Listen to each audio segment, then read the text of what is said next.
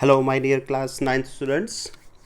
I hope you are taking good care of yourself and studying as well.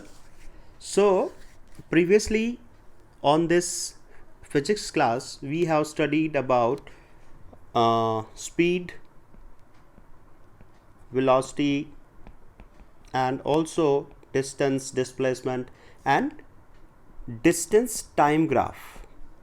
Distance time graph ये हमने previously study किया था previous class में, और उसमें हमने वेरियस टाइप के ग्राफ्स स्टडी किए थे, है ना, जिसमें कि रेस्ट के लिए, यूनिफॉर्म मोशन के लिए, नॉन यूनिफॉर्म मोशन के लिए.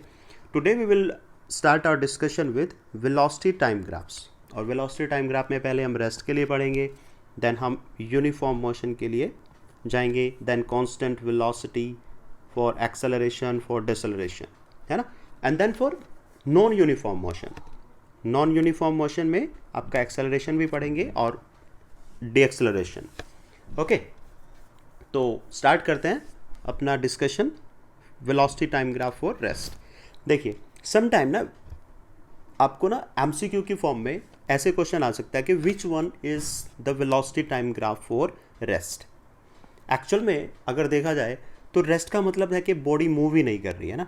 रेस्ट का मतलब क्या है? No motion. और अगर मोशन ही नहीं है तो फिर आपकी स्पीड या वेलोसिटी वो भी कुछ नहीं होगी. इट मीन्स कि उसके ग्राफ पे कुछ भी नहीं होगा, सिंपल एक्सिस बनी होंगी जैसे कि यहाँ पर बनी हुई है, ओनली एक्सिस, और कुछ भी नहीं है यहाँ पर. आप कोई लाइन, कोई पॉइंट नहीं बनाएंगे, ओनली एक्सिस जो है वो ड्रॉन है. So it is representing that velocity time graph for rest. कुछ लाइन ही नहीं है, कोई पॉइंट ही नहीं है, तो सिंपल इस तरीके से आएगा. Alright, now proceeding further we have velocity time graph for uniform motion. I hope कि अब तक आपको यूनिफॉर्म मोशन की डेफिनेशन याद होगी. यूनिफॉर्म मोशन का मतलब होता है इक्वल इंटरवल ऑफ टाइम में इक्वल डिस्टेंस कवर करना, है ना. इक्वल डिस्टेंस कवर करने का मतलब है कि स्पीड सेम, मतलब सेम स्पीड, और सेम स्पीड है अगर और सेम ही डायरेक्शन है तो इसका मतलब है वेलोसिटी भी क्या है? सेम है ना. Velocity same. और अगर वेलोसिटी सेम है, same velocity means no change in velocity. Same velocity means no change in velocity. और अगर वेलोसिटी में कोई चेंज नहीं है तो इट मीन्स कि अगर उसकी वेलोसिटी थी, सपोज करिए 5 मीटर पर सेकेंड, और जिस भी डायरेक्शन में थी तो वो एज इट इज़ रहेगी, कोई डायरेक्शन में चेंज नहीं है. अब इसी चीज़ को आप कांस्टेंट वेलोसिटी कह सकते हैं, यूनिफॉर्म मोशन कह सकते हैं, और जीरो एक्सेलरेशन भी कह सकते हैं, because we know that acceleration is equal to v minus u upon t. और आपका जो u है, दोनों ही चीज़ें क्या हैं यहाँ पर? 5 माइनस 5, क्योंकि चेंज तो कुछ हुआ नहीं, टाइम जो भी होगा आपका तो ये क्या आ जाएगा? 0. तो एक्सेलरेशन आएगा आपका 0 मीटर पर सेकेंड स्क्वायर. तो पेपर में ना अलग अलग टर्म्स के साथ आपसे पूछ सकता है कि जीरो एक्सेलरेशन के लिए ग्राफ ड्रॉ कीजिए, या फिर कांस्टेंट वेलोसिटी के लिए, या फिर यूनिफॉर्म मोशन के लिए.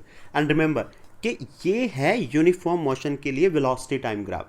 अगर डिस्टेंस टाइम ग्राफ बनाना हो आपको तो आई होप आप भूले नहीं होंगे कि डिस्टेंस टाइम ग्राफ अगर हम बनाते थे यूनिफॉर्म मोशन के लिए तो वो कुछ ऐसा आता था, वो लाइन इंक्लाइंड होती थी. Remember that distance time graph for uniform motion and this is velocity time graph for uniform motion, या फिर जीरो एक्सेलरेशन, और या फिर कांस्टेंट वेलोसिटी या zero acceleration. Alright, so this is very crucial. ये आप स्टार लगा के मेंशन कर लीजिए इसको कि ये काफ़ी इंपॉर्टेंट चीज़ है. मैक्सिमम टाइम स्टूडेंट्स यहाँ पे गलती करते हैं. उनसे पूछा जाएगा draw distance time graph for uniform motion, तो वो क्या करेंगे? डिस्टेंस टाइम लिख देंगे और स्ट्रेट लाइन बना देंगे, then it will not be okay. फिर आपका क्वेश्चन जो है वो गलत हो जाएगा. Next, velocity time graph for uniformly accelerated motion. देखिए, एक्सेलरेटेड मोशन का मतलब क्या है? एक्सेलरेटेड मोशन का मतलब है कि एवरी सेकेंड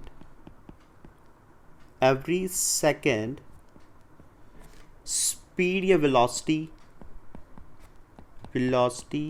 इज इंक्रीज कर रही है, but by same amount. That is known as acceleration. मतलब सपोज करिए पहले आपकी जो स्पीड है वो है 1 मीटर पर सेकेंड, अगले सेकेंड हो गई 2 मीटर पर सेकेंड, आफ्टर 1 सेकेंड 3 मीटर पर सेकेंड एंड 4 मीटर पर सेकेंड, लाइक दैट। अगर ऐसा कोई मोशन है तो उसको हम बोलेंगे uniformly accelerated motion. And the graph for that will be a inclined line. कैसी लाइन होगी? एक इंक्लाइंड लाइन होगी, जैसे कि ये है यहाँ पर। So this will show us the velocity time graph for acceleration and the slope of this graph. ये क्या, सपोज करिए ये थीटा है ना, तो जो इसका स्लोप होगा, स्लोप इज इक्वल टू आप कह सकते हैं tan थीटा। सो ये this will give us the acceleration. और एक्सेलरेशन की डेफिनेशन हम लोगों को पता है, a is equal to v minus u by t, means change in velocity per second time. So this is velocity time graph for uniformly accelerated motion. हर second same amount से क्या होगी, हमारी वेलोसिटी बढ़ेगी, हर सेकेंड 1 1 1 1 करके बढ़ती चले जाएगी। Okay, next velocity time graph for uniformly retarded motion. अब देखिए, जब हम एक्सेलरेट करते हैं अपने 2 व्हीलर को या 4 व्हीलर को, तो हमारी जो वेलोसिटी है वो बढ़ती चले जाती है हर सेकंड। बट जब हम ब्रेक अप्लाई करते हैं तो ऐसा तो नहीं होता कि हमारा व्हीकल जो है मान लीजिए 10 मीटर पर सेकंड पे चल रहा है, और जब हमने ब्रेक अप्लाई किए तो वो इमीडिएटली तो 0 मीटर पर सेकंड नहीं हो जाता, इमीडिएटली तो रेस्ट पे नहीं आ जाता है, तो वो स्लोली कम होती है, स्पीड हमारी स्लोली कम होती है। उसी चीज़ को हम बोलते हैं रिटार्डेड मोशन। अब सपोज करिए आपका ऑब्जेक्ट चल रहा था यहाँ पर 10 मीटर पर सेकंड से, जब हमने यहाँ पे मान लो इस टाइम पे 0 टाइम पे जब हमने क्या किया, ब्रेक अप्लाई किया, इस टाइम पे हमने क्या किया, वी अप्लाई द ब्रेक। तो इतने टाइम में सपोज करिए 5 सेकेंड, मान लीजिए यहाँ से यहाँ तक का टाइम कितना है, दिस इज 5 सेकेंड। तो इस 5 सेकेंड में आपका जो व्हीकल है वो क्या हो गया, रुक गया है और रेस्ट पे आ गया। अब अगर कोई हमसे पूछता है कि रिटार्डेशन क्या है, तो a is equal to v minus u by t. तो यहाँ पर v क्या है, v है फाइनल वेलोसिटी, और फाइनल वेलोसिटी हो गई ये आपका इनिशियल वेलोसिटी है। तो v हो गया 0 और u कितनी है 10 अपॉन t, और t मान लीजिए कितना है 5, तो -10 अपॉन 5। तो एक्सेलरेशन की वैल्यू आएगी हमारे पास 2 मीटर पर सेकेंड स्क्वायर। ठीक है, आपके पास इस तरह के न्यूमेरिकल भी आएंगे कि भाई कोई व्हीकल है आपके पास, वो 10 मीटर पर सेकेंड की वेलोसिटी से चल रहा है और फिर ब्रेक अप्लाई करते हैं and it come to rest after 5 second, what will be the value of acceleration. तो आपकी एक्सेलरेशन की वैल्यू आएगी -2 मीटर पर सेकेंड स्क्वायर। और अगर रिटार्डेशन पूछ लेगा तो फिर रिटार्डेशन डायरेक्टली आप लिख देंगे, रिटार्डेशन आपका आ जाएगा 2 मीटर पर सेकेंड स्क्वायर। इट मीन्स कि हर सेकेंड हमारी वेलोसिटी 2 से कम हो रही है। मीन्स पहले वेलोसिटी थी हमारी 10 मीटर पर सेकेंड, 1 सेकेंड के बाद हो गई 8 मीटर पर सेकेंड, फिर 6 मीटर पर सेकेंड, फिर 4 मीटर पर सेकेंड, फिर 2 मीटर पर सेकेंड, और फिर finally 0। So this is the basic meaning of deceleration और रिटार्डेशन। अब देखो, हमने ये ग्राफ जो बनाया था, ये वाला ग्राफ यहाँ पे देखो फर्स्ट वाला, तो इसमें हमने क्या किया था कि स्टार्टिंग में हमने ये अज्यूम किया कि बॉडी जो है वो अभी मोशन करना, पहले से मोशन में नहीं थी, अभी अभी मोशन स्टार्ट किया है। तो वेलोसिटी जो बिल्डअप होना स्टार्ट हुई है वो 0 से हुई है, पहले 0 फिर 1 इस तरीके से। बट अगर हमने पहले मोशन को ऑब्जर्व नहीं किया और हमने ऑब्जर्व करना ही तब स्टार्ट किया जब उसकी वेलोसिटी स्टार्टिंग में ही 10 मीटर पर सेकेंड थी, और उसके बाद फिर बिल्डअप होना स्टार्ट हुई है 10, 11, 12, 13, 14 ऐसे करके। मान लीजिए यहाँ पर 11, यहाँ पर 12, यहाँ पर 13, इस तरीके से इस टाइम पे। तो ये जो ग्राफ है हमारे पास, इसको हम बोलेंगे कि ये आपका ग्राफ जो है वो 0 से स्टार्ट नहीं होगा, ओरिजिन से स्टार्ट नहीं होगा। जो इनिशियल वेलोसिटी आपको गिवन होगी जब से आपने ऑब्जर्व करना स्टार्ट किया है, तो वहाँ से ये ग्राफ आपका बनना स्टार्ट होगा। Okay, these are the velocity time graph for increasing non uniform acceleration. मतलब एक्सेलरेशन है और नॉन यूनिफॉर्मली इंक्रीज कर रहा है। पहले आपको याद है ना, हमने वो वाला केस स्टडी किया था जिसमें कि 1 मीटर पर सेकेंड से हमारी वेलोसिटी कंटिन्यूसली बढ़ रही थी। अब ऐसा नहीं है, नॉन यूनिफॉर्म में हम लोगों को पता है नॉन यूनिफॉर्म एक्सेलरेशन है, ये नॉन यूनिफॉर्म मोशन नहीं है, नॉन यूनिफॉर्म एक्सेलरेशन है, रिमेंबर इट। और नॉन यूनिफॉर्म एक्सेलरेशन का मतलब होगा कि change in speed non uniformly, change in velocity non uniformly, means ऐसा नहीं होगा कि आपके पास 1-1 करके ही बढ़ रही है वेलोसिटी या 2-2 करके ही बढ़ रही है हर सेकेंड। हो सकता है पहले सेकेंड में आपकी वेलोसिटी 2 मीटर पर सेकेंड से इंक्रीज हो जाए, फिर सेकेंड में हो सकता है 4 से हो जाए, फिर थर्ड सेकेंड में हो सकता है आपकी 2 से ही इंक्रीज हो। और रियल लाइफ में हमारी जो मोशन होती है, जब हम कहीं रोड पे ट्रैफिक में ट्रैवल करते हैं तो हमारा मोशन यही वाला होता है, नॉन यूनिफॉर्म एक्सेलरेशन वाला ही। ठीक है, हम खाली रोड हम लोगों को दिखती है तो हम तेज़ चलाते हैं अपना व्हीकल, जब हम लोगों को लगता है कि थोड़ा सा ट्रैफिक हो गया तो स्लो कर लेते हैं।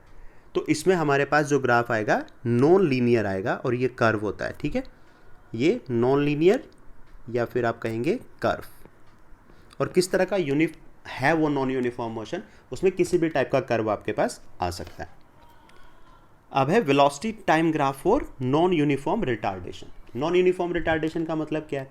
प्रीवियसली हमने जो केस डिस्कस किया था ये वाला, इसमें हमने ये कहा था कि भाई हमारी जो वेलोसिटी है वो हर सेकंड इक्वल अमाउंट में कम हो रही है।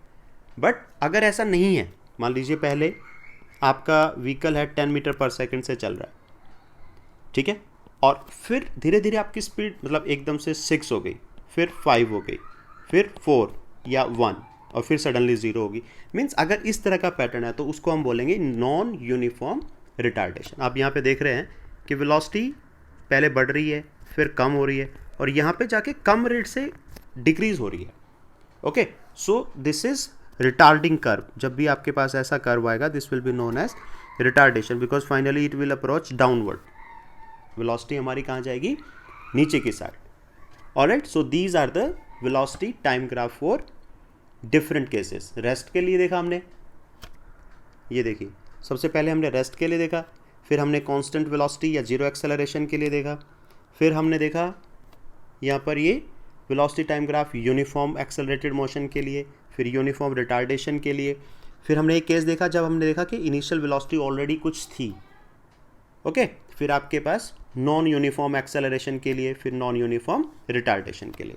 Alright, now study these graphs carefully and try to analyze them the way I told you. Okay, till next class. In next class we will discuss about derivation of equations of motion. Okay, till then, bye bye.